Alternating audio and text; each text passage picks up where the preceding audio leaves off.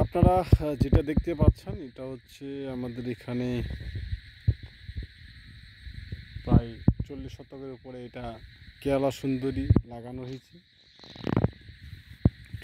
কেরালা সুন্দরী ধানটা যেটার আমি বলি, কারণ এই ধানটা রোগ প্রতিরোধ ক্ষমতা খুবই বেশি। এটা আমাদের বাংলাদেশের যে সচরাচর সুমন সন্না বা গুটি সন্না এটা থেকে আপনার কিছুটা হাইট বেশি, প্রায় মনে করেন যে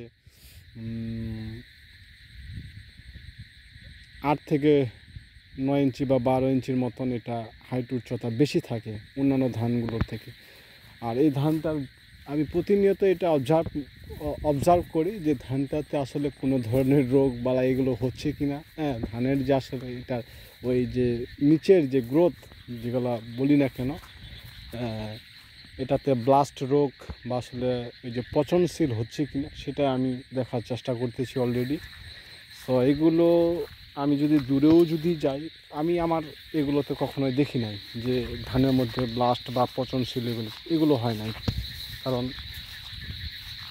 দেশি ধানের হয় কি, দেশি ধানের যে মর্মগুলো হয় যে এই ধানগুলোতে সাধারণত রোগ প্রতিরোধ ক্ষমতা খুবই বেশি, এবং কি এই ধানগুলো আপনার কীটনাশক এবং রাসায়নিক সারের খুব একটা প্রয়োজন পড়ে না।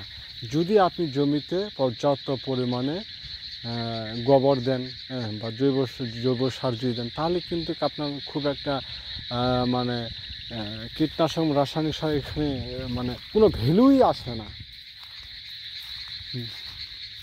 কারণ আমাদের জমিতে তো অলরেডি কীটনাশক রাসায়নিক সার দিয়ে দিয়ে দিয়ে শেষ করে ফেলেছি, যার ফলে কিছুটা আমাদেরকে এটা জমিটা তৈরি করার জন্য এটার ব্যাকআপ বা চেইন যেটাই বলেন না কেন, এটাকে একটু সময় লাগতেছে।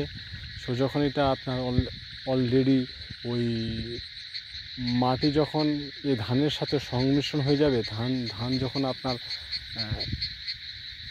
বুঝবে যে না এই মাটিতে আমার উপযুক্ত, তখন কিন্তু স্বাভাবিকের থেকে এগুলো ধানের চেয়ে অনেক বেশি ফলন ভালো হবে। মনে করেন যে সুমন সন্না বর্তমানে যদি আপনার 20 মণ যায়, এটা আপনার নিম্নে আপনাকে বিঘা প্রতি 2 বস্তা বেশি দেবে, 4 মণ বেশি ধান হবে।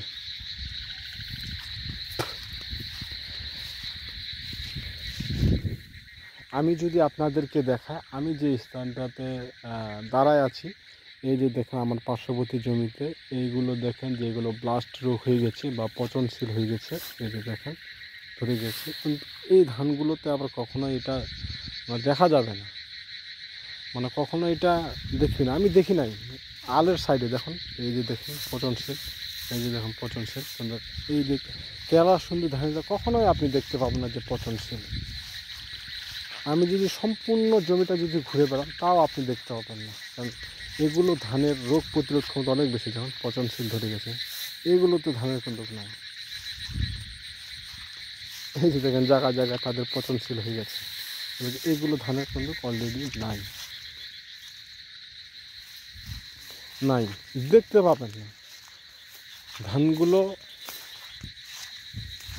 কেরালা সুন্দরী দেশি ধান, এটা পুরুলিয়ার ধান।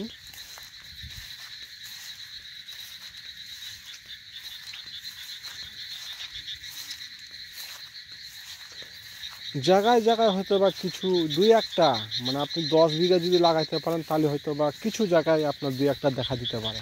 2-1টা দেখা দিবে কেন, আর মাটির ওইটা হয়তো বা এই কীটনাশক দিয়ে দিয়ে আমরা যেটা মাটিকে নষ্ট করে ফেলেছি, সেটা হয়তো বা সেটার একটা নেগেটিভ ধারণা আসতে পারে, সেই জায়গা থেকে হয়তো বা সেটা পচনশীল হতে, না হলে হবে না। আপনি যদি কীটনাশক রাসায়নিক সার যদি না দেন তাহলে কখনোই এটা পচনশীল হবে না।